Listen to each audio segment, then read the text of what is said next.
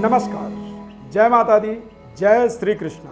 प्रिय दर्शकों, आप सभी का हमारे इस बेहद खास कार्यक्रम में बहुत बहुत स्वागत है। जन्म पत्रिका के अंदर 12 भाव होते हैं और सभी 12 भावों के स्वामी कहीं ना कहीं जाकर के विराजमान होते हैं। उनके क्या परिणाम होते हैं, इस क्रम में हम बात कर रहे हैं। आज हम छठे भाव के स्वामी के विषय में बात करेंगे कि वो क्रम से 1 से लेकर 12 भावों पर जाकर के विराजमान होते हैं तो क्या क्या फल देते हैं, किस तरह का आपके जीवन में पर्सनालिटी डेवलप होता है। कार्यक्रम में पहली बार जुड़ रहे हैं तो चैनल को आप सब्सक्राइब करें, लाइक करें, बेल के बटन को क्लिक करें निरंतर जुड़े रहने के लिए।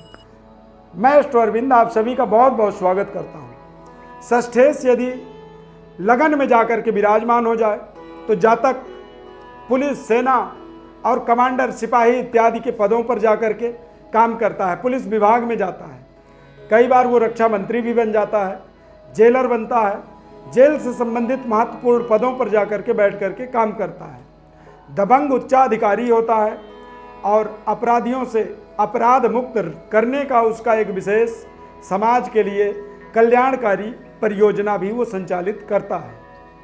यदि षष्ठेश द्वितीय भाव में जाकर के विराजमान हो जाए तो शत्रुओं से धन का नुकसान होता है। ऐसे व्यक्ति को पारिवारिक चिंताएं बनी रहती हैं, आंखों में दिक्कत होती है और परिवार और पत्नी से कई बार वो दूर जाकर के अपना जीवन का पालन पोषण करता है।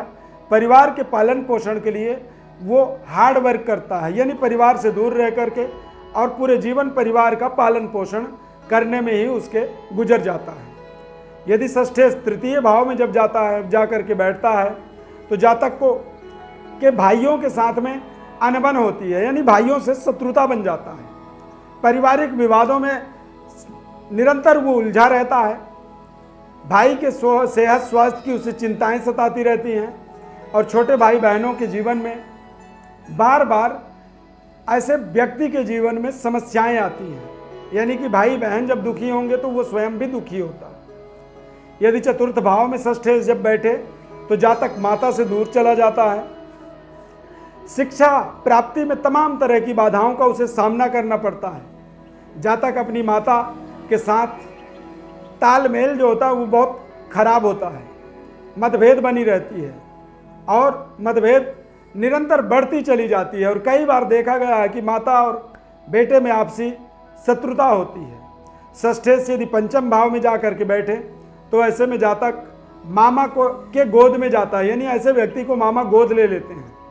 बच्चों के सेहत स्वास्थ्य में थोड़ी सी खराबी रहती है और स्वयं के निर्णय शक्ति में कमी लाता है। षष्ठेश यदि छठे भाव में ही जाकर के विराजमान हो जाएं तो जातक मामा के लोकप्रियता होती है, यानी कि जातक के मामा का लोकप्रियता बढ़ती है। अपने परिवार के साथ कई बार ऐसा व्यक्ति शत्रुतापूर्ण संबंध रखता है और किसी लाइलाज बीमारी से वो ग्रस्त होता है जिसकी दुनिया में इलाज ही नहीं मिलती है। ऐसे समस्याओं का उसे सामना करना पड़ता है। षष्ठेश यदि सप्तम भाव में चला जाए तो जातक अपने ही किसी नज़दीकी परिजन के रिश्तेदार के घर में जाकर के शादी करता है, विवाह संपन्न होता है उसका। ऐसा व्यक्ति कर्जों से सदैव परेशान रहता है, पीड़ित रहता है। पत्नी से अलगाव होती है, यानी पत्नी से अलग जाकर के अपने कर्जों के निराकरण के लिए वो जीवन में कठिन परिश्रम करता है और कई बार ऐसे व्यक्ति का अचानक सेहत स्वास्थ्य में कमी आती है, एक्सीडेंट होता है और यदि देखा जाए तो जानबूझ करके कई बार ऐसे जीवन में समस्याएं बनती चली जाती हैं। सातवें घर में जब षष्ठेश जाकर के विराजमान होता है तो ऐसी स्थिति में कई बार जातक के अंदर नपुंसकता गुण होता है, कई बार व्यक्ति नपुंसक होता है। षष्ठेश यदि अष्टम भाव में विराजमान हो जाए तो जातक कोई ना कोई गंभीर बीमारी का सामना करता है। एक से ज़्यादा विवाह होने की संकेत बनते हैं और जो आर्थिक स्थिति होती है वो बेहद कमज़ोर होता है और इस वजह से वो कर्ज लेता है और जीवन में सदैव वो कर्जे को निपटारा करते ही रहता है, क्योंकि षडाष्टक दोष बन जाने के कारण से ऐसा व्यक्ति अपने ही निर्णयों में जीवन भर उलझा रह जाता है, उसको उस उलझन का कोई सुझाव नहीं मिल पाता है। षष्ठेश यदि नवम भाव में विराजमान हो जाए तो जातक न्यायाधीश बनता है। पिता के साथ कई बार ऐसे जातक का मतभेद पाया जाता है और कई बार मनभेद भी होता है। चचेरे भाई बहनों से अत्यधिक धन लाभ का योग बनता है। आर्थिक समस्याओं से गुजरना पड़ता है जातक को। नैतिक जिम्मेदारियों का अभाव होता है, ऐसा व्यक्ति लापरवाह होता है।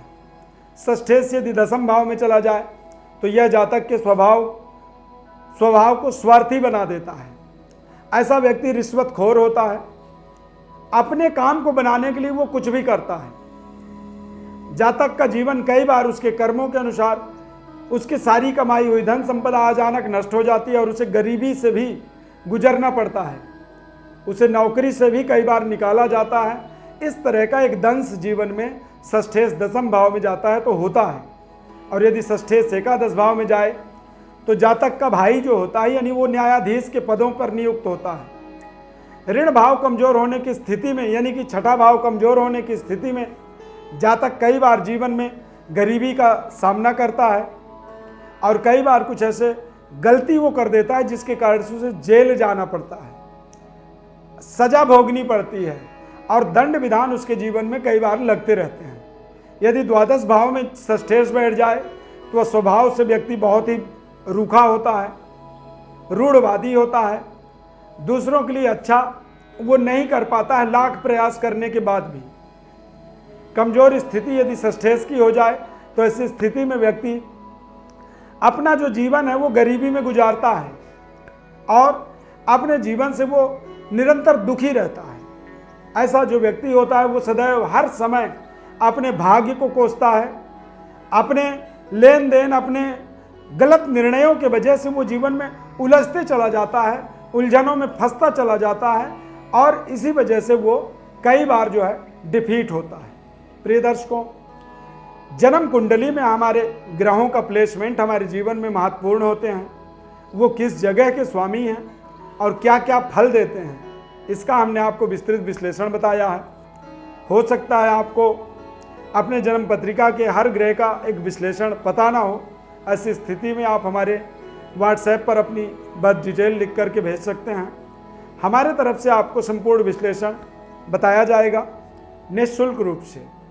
हमारे चैनल को आप सब्सक्राइब जरूर करें, लाइक करें, बेल के बटन को क्लिक करें और निरंतर हमारे साथ जुड़े रहें। हमारे इस खास कार्यक्रम में जुड़ने के लिए बहुत बहुत धन्यवाद। जय माता दी।